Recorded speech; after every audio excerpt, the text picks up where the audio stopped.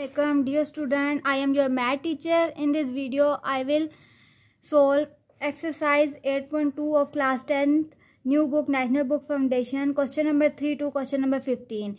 In previous video I will solve question number 1 and question number 2 of this exercise, so must be watch my previous video for the solution of question number 1 and question number 2 of this exercise. Now the question number 3 is a tower casts a shadow that is 20 meter long when the angle of elevation of a sun is 65 degree. How tall is the tower? आपको कहा जा रहा है कि एक tower है, उसकी जो हाइट है वो है 20 मीटर जबकि लंबा है और उसके अलावा उसका एंगल ऑफ एलिवेशन जो है वो आपको 65 दिया हुआ है. अब इस क्वेश्चन में उन्होंने हमें क्या कहा हुआ था, एक टावर है जो कि जिसकी हम लोग नेम रख देते हैं A, B एंड C. यहाँ पे उन्होंने कहा हुआ है कि जो इसका A एंगल है, एंगल ऑफ एलिवेशन है. जो एंगल ऑफ एलिवेशन होता है ना, मतलब एक खड़ा हुआ पर्सन वो यहाँ नीचे से जब ऊपर की तरफ देखेगा तो वो एंगल ऑफ डिप्रेशन होगा, जब इधर से एलिवेशन होगा, और जब यहाँ ऊपर खड़े होके नीचे की तरफ देखा तो वो एंगल ऑफ डिप्रेशन होता है. जबकि आपका एंगल ऑफ एलिवेशन और एंगल ऑफ डिप्रेशन जो होता है वो आपस में इक्वल होता है. अब क्योंकि यहाँ पे उन्होंने कहा है एंगल ऑफ एलिवेशन का जिक्र है, इसका मतलब हमारा एंगल नीचे बनेगा क्योंकि ये यहाँ पे नीचे पे खड़े होके देख रहा है, तो इसका एंगल जो है वो 65 डिग्री है. जबकि यहाँ पे और हमें वैल्यू नहीं दी हुई. और एक और बात कहा है कि इनकी जो दोनों की लंबाई है वो है कितनी है, 20 है. मतलब जो लॉन्ग कितना है लंबाई में वो 20 है और एक एंगल दिया हुआ है 65. तो ए के सामने ए होता है, बी के सामने बी होता है, सी के सामने सी होता है. इसका मतलब हमें सी साइड गिवन है. बहुत इजी सा क्वेश्चन है. अब इस क्वेश्चन को करते हैं कि हमें एंगल दिया हुआ है जो वो है 65, जबकि लेंथ दी हुई है हमें, उसको एल से मैं करती हूँ डिनोट तो 20, और जबकि हाइट जो है ना ये वाली हाइट वो हमें कहा गया है कि मालूम करें. तो इसके लिए हम क्या करते हैं, टेन वाला फार्मूला लगा लेते हैं क्योंकि टेन हमारे पास इक्वल होता है, टेन थीटा इज इक्वल होता है परपेंडिकुलर अवर बेस. हमें बेस गिवन है, परपेंडिकुलर आ जाएगा और एंगल भी हमारे पास है. तो tan 65 is equal to perpendicular हमारे पास जो है वो इक्वल है h के हम कह देते हैं क्योंकि यहाँ पे कहा गया है कि h फाइंड आउट करें. h डिवाइडेड बाय बेस हमारे पास c के इक्वल है, c हमें गिवन है 20. लेंथ यार c लेंथ हमें 20 की गिवन है. अब हमने क्या करना है, यहाँ पे ये डिवाइड हो रहा है, इस तरफ आके ना इसको 10 65 multiply 20 is equal to h. अब जब हम 10 65 लेते हैं तो वो हमारे पास आता है 2.14 multiply 20 is equal to h. अब मल्टीप्लाई करेंगे तो 42.89 इज इक्वल टू h आ जाता है आंसर. ये आपका क्वेश्चन नंबर 3 का आंसर है.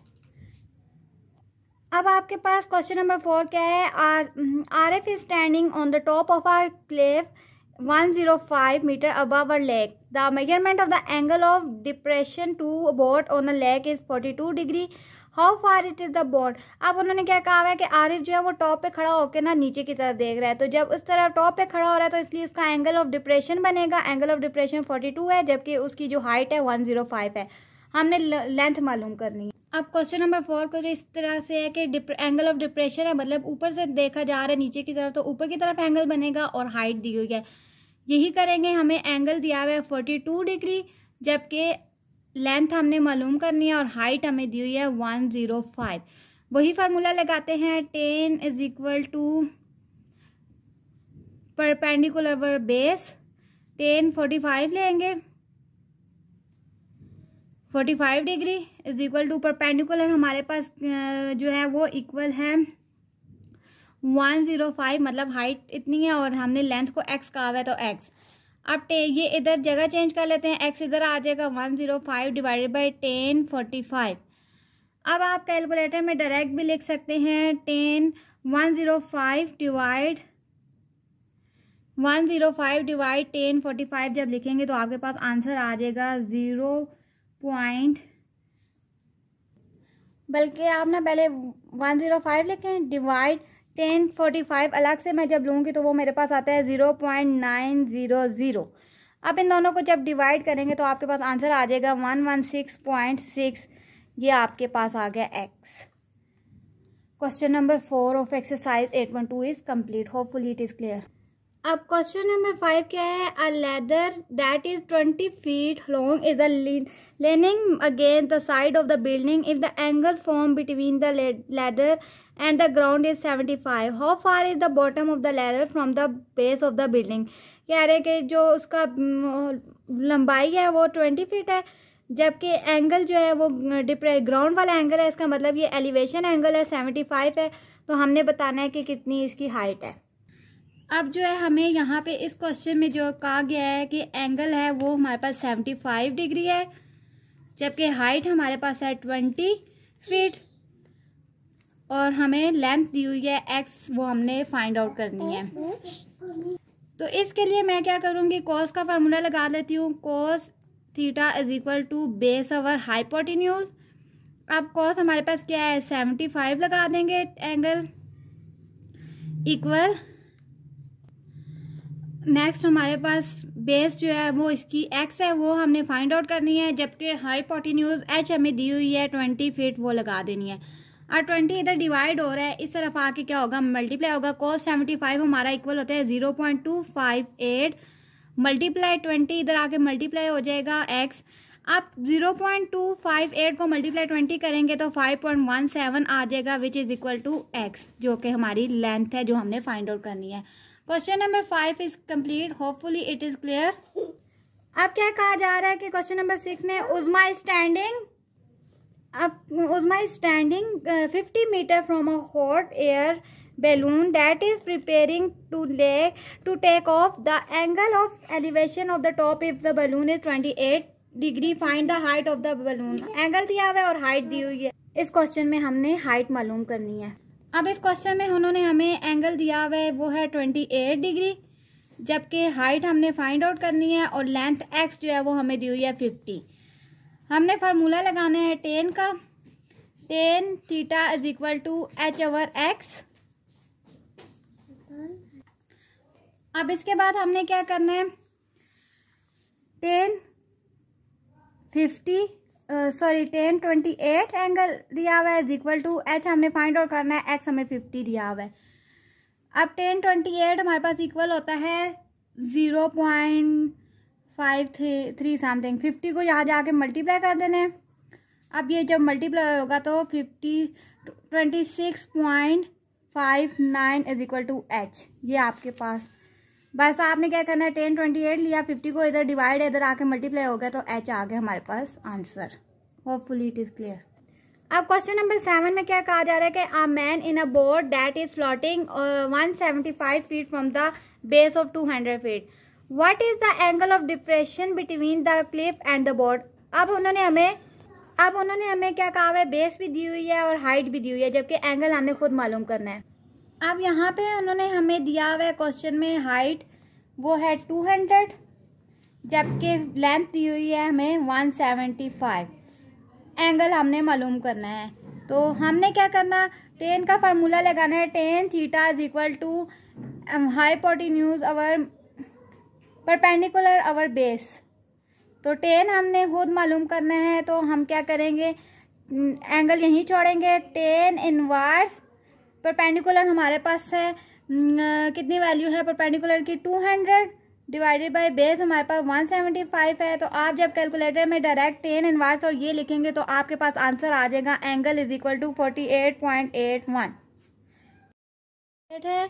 A flagpole cast a shadow 40 feet along when the measurement of the angle of elevation the sun is 31 degree. How will is the flagpole। आपको क्या दिया हुआ है, एक इसकी लॉन्ग लंबाई दी हुई है 40 और इसके अलावा एंगल ऑफ एलिवेशन दिया हुआ 31। हमने क्या करना है, हाइट फाइंड आउट करनी है इस क्वेश्चन में।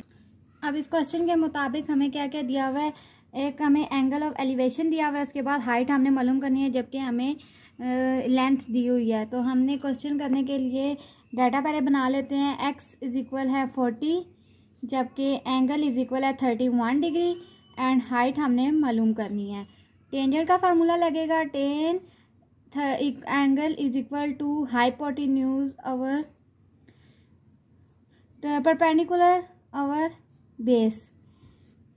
अब tan 31 लगा देंगे, जबकि हमारे पास परपेंडिकुलर की वैल्यू h है तो h लगा देंगे, एंड b हमारे पास x है वो 40 है तो 40 लगा देंगे। अब हमने क्या करना है, इसको इधर ले आएंगे, ये मल्टीप्लाई हो जाएगा, tan 31 multiply 40 is equal to h।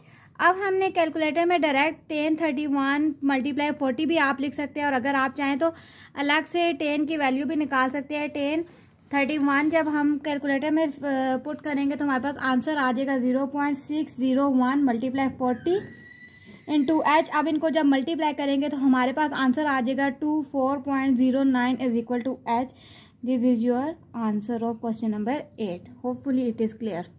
इसके बाद क्वेश्चन नंबर 9 है, a straight water slide is 175 feet above ground and 2 feet long. What is the angle of depression of the bottom of the slide. अब उसमें हमें height भी दे दिया और जबकि लेंथ भी दे दिया, लेकिन एंगल ऑफ एलिवेशन डिप्रेशन जो है वो हमने खुद फाइंड आउट करना है इस क्वेश्चन में। अब इसके लिए उन्होंने हमें क्या दिया हुआ है, हाइट दी हुई है h इज इक्वल है 175, जबकि हमें लेंथ दी हुई है वो है 200, और एंगल हमने फाइंड आउट करना है। तो इसके लिए मैं कॉस का फार्मूला लगाऊंगी, cos theta is equal to perpendicular over hypotenuse. अब कॉस की जगह हमने कॉस थीटा ही लगा देना है, इज इक्वल परपेंडिकुलर की वैल्यू हमारे पास 175, जबकि हाइपोटेन्यूज हमारे पास क्या है, ये इधर लॉन्ग नहीं दिया हुआ, ये इस एरिया में दिया हुआ है। अब उन्होंने हमें कहा है कि ये हमारे पास 200 है, इन दोनों को जब डिवाइड करेंगे तो हमारे पास आ जाता है 0.815। आप यहाँ पे थीटा इधर ही रहने देंगे, 175 को 200 से डिवाइड किया तो 0.815 आ गया। अब कॉस को इधर लेके आएंगे तो ये कॉस इन्वर्स बन जाएगा, तो आप कैलकुलेटर से शिफ्ट कॉस का बटन दबा के और ये वैल्यू जब लिखेंगे तो आपके पास आंसर आ जाएगा theta is equal to 61 point something. This is your answer. अब क्वेश्चन नंबर 10 है, Zan want to measure the length of the height of a tree. He walked exactly 50 meters from the base of the tree and look up that angle from the ground of the top is 33 degree. How tall is the tree? तो हमने क्या बताना है, हमें angle भी बताया हुआ है और उसके अलावा हमें हाइट भी बताई हुई है, और लेंथ हमने बताना है कि दरख्त जो है वो कितना लंबा है, इसकी लंबाई कितनी है। अब जिस क्वेश्चन में हमें क्या दिया हुआ है कि हमें एंगल दिया हुआ है 33 डिग्री, जबकि हमें एक्स दिया हुआ है 550 मीटर, एंड हमने क्या करना है, हाइट फाइंड आउट करनी है। इसके लिए फार्मूला tan का ही लगेगा, tan is equal to angle is equal to h over x, मतलब परपेंडिकुलर ओवर बेस। अब tan की जगह हम लगा देते हैं angle 33 is equal to h की जगह h, क्योंकि हमने फाइंड आउट करना है, x हमारे पास 50 है तो 50 लगा देंगे। अब हमने क्या करना है, tan 33 multiply 50 is equal h। अब डायरेक्ट कैलकुलेटर में आप tan 33 मल्टीप्लाई 50 लगाएंगे तो आपके पास आंसर आ जाएगा 32.47 एंड समथिंग। ये आपके पास आ गया क्वेश्चन नंबर 10 का answer. Hopefully it is clear. 11 है, from 100 metre observation tower on a beach a man sighting at a whale is difficulty. The angle of the depression of the whale is 7 degree. Angle जो है वो आपको 7 degree बताया हुआ है। हमने बताना है कि how far is the whale of the अब शोर लाइन, अब कितनी जो है ना दूर है, लेंथ बतानी है, जबकि उसकी जो हाइट है वो हमें बताई है 100 मीटर। अब इस क्वेश्चन के लिए हमें हाइट बताई हुई है 100, जबकि हमने क्या करना है कि 180 नहीं है 100 एक्स फाइंड आउट करना है, और एंगल हमें दिया हुआ है 7 डिग्री। तो हम क्या करते हैं, tan का फार्मूला लगा लेते हैं, tan theta is equal to h over x, मतलब परपेंडिकुलर ओवर बेस। tan हमने लिखना है 7 degree is equal to h की वैल्यू हमारे पास 100 है, वो 100 लिख देंगे डिवाइडेड बाई x। अब tan एक्सचेंज कर लेते हैं, x इधर आ जाएगा, जबकि 100 डिवाइडेड बाई tan 7 इस जगह पे आ जाएगा। अब डायरेक्ट कैलकुलेटर में आप 100 डिवाइड tan 7 डिग्री जब लगाएंगे तो आपके पास आंसर आ जाएगा 814.43। इस तरह से आपका आंसर आ जाएगा, जो कि क्वेश्चन नंबर 11 का आंसर है। Hopefully it is clear. अब क्वेश्चन नंबर 12 में क्या कहा जा रहा है कि Aruba is sitting on the ground mid way between two trees. अब दो दरख्त हैं जिनके दरमियान अरूबा बैठी हुई हैं 100 मीटर अपार्ट। उसकी जो दोनों दरख्तों की जो लंबाई है, मतलब दोनों का जो फासला है वो 100 मीटर है। The angle of elevation of the top of the tree are 13 degree and 18 degree. और दोनों दरख्तों के दरमियान जो एंगल है, जो उनका एंगल्स हैं वो 13 डिग्री एंड 18 डिग्री है। How much taller is one tree than the other. तो हमने बताना है कि एक दरख्त दूसरे दरख्त से कितना बड़ा है। तो इस क्वेश्चन के लिए हमने क्या लिखना है, सिंस अरूबा इज, दो ट्री बन गए हैं और दोनों के दरमियान वो बैठी हुई है 100 है, उसकी लंबाई और दो एंगल है। तो हमने क्या बताना है कि since Aruba is 100 metre sitting, Aruba is sitting exactly in the middle of the tree. अब क्या कहा जा रहा है कि वो मिड में बैठी हुई है। मिड में बैठी हुई है इसका मतलब टोटल लंबाई तो हमें 100 बताई हुई है, तो 100 का हाफ क्या होगा, 50 होगा। तो इसलिए हम कह सकते हैं कि of the tree, so she is 50 metre each away from both tree. अब ये जो है ना दोनों दरख्तों के जो है ना 50 मीटर है, मतलब एक की भी 50 और दूसरा भी 50 है, क्योंकि दो दरख्तों के वो मिड में बैठी हुई हैं। टोटल लंबाई तो हमें पता है 100 है, लेकिन जब मिड में बैठी हुई है इसका मतलब एक ट्री जो है वो 50 मीटर है और दूसरा भी 50 मीटर का है। अब हम लोग दो एंगल दिए हुए हैं, बारी बारी दोनों को यूज़ कर लेते हैं। tan 1 थीटा 1 इज इक्वल है परपेंडिकुलर बेस। tan 1 में थीटा में हम पहले आपकी मर्जी 18 ले लें या 13 ले लें, 18 ले लेते हैं इज इक्वल परपेंडिकुलर हमारे पास क्या है h1 is equal to base की वैल्यू 50 का लेते हैं, क्योंकि 100 है, 100 का हाफ 50 हो जाएगा। अब हमने इसको इधर ले आते हैं, tan 18 multiply 50 is equal to h1। अब इन दोनों को tan हम लेंगे 18 मल्टीप्लाई 50 जब करेंगे तो हमारे पास इसका आंसर आ जाएगा 16.25। ये आप डायरेक्ट कैलकुलेटर में tan 18 मल्टीप्लाई 50 लिखेंगे तो आपके पास आ जाएगा h1 का आंसर। इसी तरीके से अब हम अगर दूसरे एंगल को भी वैल्यू फाइंड आउट कर लें, tan एंगल 2, यहाँ पे tan हम लोग ले लेंगे 13, क्योंकि दूसरा एंगल हमें 13 दिया हुआ है। परपेंडिकुलर की जगह h2 divided by 50।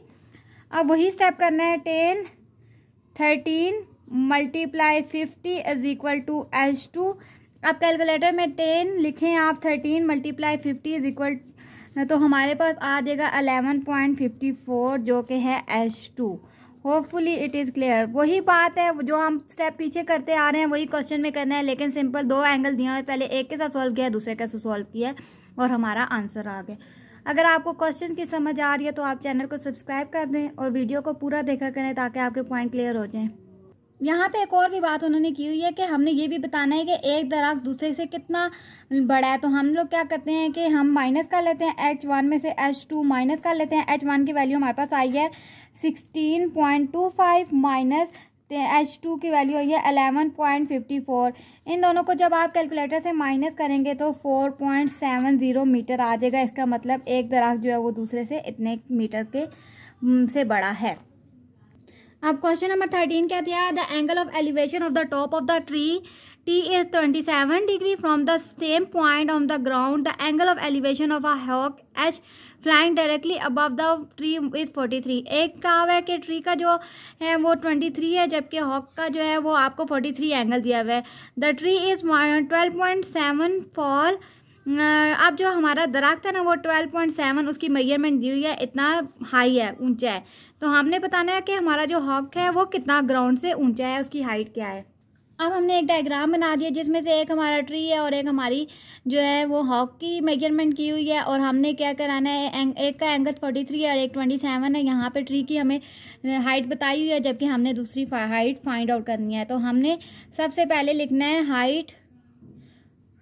Height of tree is equal to 12.7। Angle of tree हमें कितना दिया है, angle of tree is equal to 27 degree. तो हमने क्या बताना है कि एंगल ऑफ दूसरा बताया हुआ है, एंगल ऑफ हॉक का हमें एंगल दिया हुआ है 43 डिग्री, जबकि हमने इसकी हाइट बतानी है, हाइट ऑफ हॉक हमने फाइंड आउट करनी है। इतनी चीज़ आपको समझ आ गई है। अब हमने क्या करना है, टेंजेंट का फार्मूला लगाते हैं। Tan theta is equal to perpendicular over base. अब टेन हम लोग लगा लेते हैं 27, क्योंकि ट्री का हमें पता है ना, पहले हम इसको ले लेते हैं। ट्री की हमें परपेंडिकुलर मतलब हाइट पता है, तो वो 12.7 लगा दिए, डिवाइडेड बाय बी। हमारे पास बेस नहीं है तो हम यहाँ पे बी लगाएं। आप एक्स लगाना चाहते हैं, कुछ भी लगा सकते हैं, तो हमने क्या करना है, बी लगा देना है, या एक्स जो भी मर्जी लगा दें। अब जगह एक्सचेंज करते हैं, इसको इधर ले आते हैं। 12.7 डिवाइडेड बाई 1027 ये इधर आ जाती है। अब 12.7 डिवाइड 1027 जब आप डायरेक्ट कैलकुलेटर में लिखेंगे तो हमारे पास बेस आ जाएगी ट्री की, वो आएगी 24.925। अब हमारे पास ट्री की जो वैल्यू आ गई, ट्री की हमें बेस फाइंड आउट करनी थी, बेस ऑफ ट्री वो भी फाइंड आउट करनी थी, वो हमारे पास आ गई 24.92। अब इसी तरीके से दोबारा फार्मूला लगाते हैं। Tan theta is equal to H over हमारे पास क्या आएगी, base. Tan theta is equal to, इधर हमने टेन थीटा 43 ले लेना ना, 43 दिया वह कहा, एच की जगह एच लिख देते हैं। बेस हमने अभी फाइंड आउट किया 24.925, ये जो फाइंड किया ना वो लिख दिया है। अब जगह इसको इधर ले आते हैं। 10 ये दूसरा एंगल 43 दिया हुआ ना वो लिखा, multiply 24.925 is equal to hawk की हाइट आ जाएगी। अब हमने कैलकुलेटर में लिखना है 1043 मल्टीप्लाई 24.925। जब आंसर आएगा तो हमारे पास आंसर आ जाएगा 23.24 समथिंग जो है इक्वल टू एच है। ये आपके पास आ गया answer of height of hawk. Hopefully it is clear. Question number 13 is complete. Hopefully it is clear. अब क्वेश्चन नंबर 14 है, the diagram show that F on the tree with a circle. अब आपको एक डायग्राम बताई हुई है, कौन C diagram है, अगर आप डायग्राम देखेंगे ज़्यादा आपको अच्छी तरीके से समझ आ जाएगी। GF या GFS आपको डायग्राम बताई हुई है और इसकी एक हाइट 15 मीटर दी हुई है, जबकि एक एंगल 47 और दूसरा 36 सेंटीमीटर दिया हुआ है। इन तमाम मेजरमेंट को यूज़ करते हुए हमने क्या करना है, वैल्यू फाइंड आउट करनी है। हमने how far a part of the animal of the ground, मतलब कितना दूर है एनिमल का पार्ट जो है ग्राउंड से, तो ये चीज़ फाइंड आउट करनी है। अब दो ट्राइंगल है ना, सबसे पहले हमारी जो ट्राइंगल है हम वो ले लेते हैं। इन ट्राइंगल GCF इसका हम लोग मेजरमेंट करते हैं, तो tangent 47 is equal 15 over y। अब y को इधर ले आते हैं, 15 डिवाइडेड बाई 10 47 डिग्री, तो इनको डिवाइड करेंगे, 15 लिखें और डिवाइड 10 47 जब लिखेंगे डायरेक्ट तो हमारे पास कैलकुलेटर से आंसर आ जाएगा 13.99। अब एक साइड की हमारे पास y की आंसर आ गया। अब हम दूसरी ट्रायंगल ले लेते हैं। दूसरी ट्रायंगल GSF है, उसके लिए हम लोगों ने क्या करना है, अगेन 10 का फार्मूला लगाएंगे। 10 36 क्योंकि दूसरी वैल्यू 36 से एंगल दिया हुआ ना वो लगा देना है, perpendicular over base. 10 36 is equal to P हमारे पास कितना है वो लगा देना है 15 डिवाइडेड बाय, अब हमने जो वैल्यू फाइंड आउट की थी, बल्कि इसको हमने Z का कह दें, X कहना है, Y है ना, तो हम यहाँ पे X कह देते हैं। जगह चेंज करते हैं, X इधर आ जाएगा 15 डिवाइडेड बाय 10 36। डायरेक्ट कैलकुलेटर से लिखें तो X इज इक्वल टू हमारे पास क्या आ जाएगा 20.65। अब दो वैल्यू हमारे पास आ गई हैं, Y की भी और X की। सिंपल हमने क्या किया, 10 का फार्मूला लगाया और मल्टीप्लाई कर लिया है। अब हमने मेन क्या करना है, Z की वैल्यू फाइंड आउट करनी है। Z is equal to X plus Y, तो हम लोगों ने क्या करना है, Z की जगह Z लिख लें, बल्कि हमने क्या करना है, यहाँ पे ये Z है हमारा, इसको Z कह दे ताकि आपकी वैल्यू सही तरीके से फाइंड आउट हो जाए। Z की वैल्यू की जगह Z की वैल्यू लिखे, हमारे पास आ गया 20.65 इज इक्वल, क्योंकि हमने X तो फाइंड आउट करना है, तो अगर हम यहीं पे X यूज़ कर लेंगे तो फिर आगे इसको कहाँ पे इस्तेमाल करना है, इसलिए इसको Z का नाम देती हूँ। अब ये इक्वेशन में वैल्यू पुट करते हैं, Z is equal to X plus Y. Z की जगह Z की वैल्यू, X की जगह X प्लस वाई हमारे पास आया था 13.99।